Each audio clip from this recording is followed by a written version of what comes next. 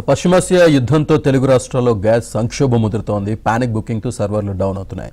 Indian gas IVRS WhatsApp booking పనిచేయడం లేదు. కొన్నిసార్లు Bharat HP gas IVRS WhatsApp కూడా బుకింగ్లు పనిచేయట్లేదని కస్టమర్లు ఆందోళన వ్యక్తం చేస్తున్నారు.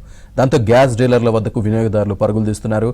బ్యాక్లాగ్ తగ్గించుకునేందుకు ఆయిల్ కంపెనీలు ఇలా చేస్తున్నాయి. వినియోగదారుల మొబైల్కు ఓటీపీ వస్తేనే డెలివరీ ఇవ్వాలని గ్యాస్ డిస్ట్రిబ్యూటర్పై ఆయా కంపెనీలు ఆంక్షలు విధించాయి. గ్యాస్ దుర్వినియోగం కాకుండా కస్టమర్ల మొబైల్ నుంచి ఓటీపీ తీసుకుంటున్నామని ఆయిల్ కంపెనీల అధికారులు చెబుతున్నారు.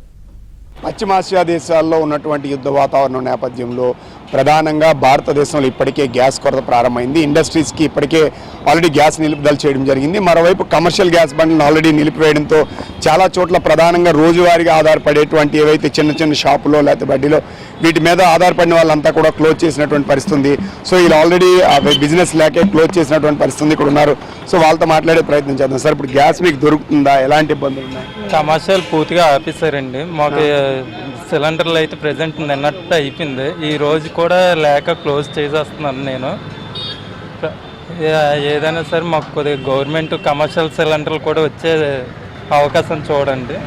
దీని మీద ఆధారపడినటువంటి వాళ్ళు ఉన్నారు. మరికొంతమంది ఉన్నటువంటి గ్యాస్లు వీటితో సో టెంపరీగా వాళ్ళ దగ్గర ఉన్నటువంటి స్టోరేజ్తో వీటితో అక్కడక్కడ నడుపుతున్నటువంటి పరిస్థితి ఉంది. సో చిన్న చిన్న షాపుల్లో ఒకరి నుంచి ఇద్దరు ముగ్గురు నలుగురు ఇలా పనిచేస్తున్నటువంటి వాళ్ళు చాలామంది ఉన్నారు.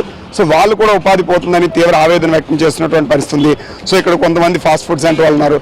సార్ చెప్పండి, ఇప్పుడు ఆల్రెడీ గ్యాస్ కొరత మీకు స్టార్ట్ అయిందా? ఇబ్బందులు ఎలా ఉన్నాయి ఏంటి?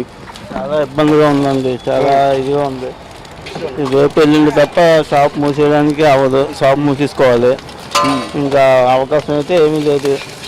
అంటే ఇప్పుడు ఆల్రెడీ ఇప్పుడు ఉన్న రోజులతో ఒకటో రెండు బండ్లతో మీరు రన్ చేస్తున్నాము. అది కూడా ఇవాళ రేపట్లో మాకు అయిపోతుంది. మాకు ఏదో రేట్ పెంచినా సరే మాకు అవకాశం ఇస్తే బాగుంటుంది ప్రభుత్వం.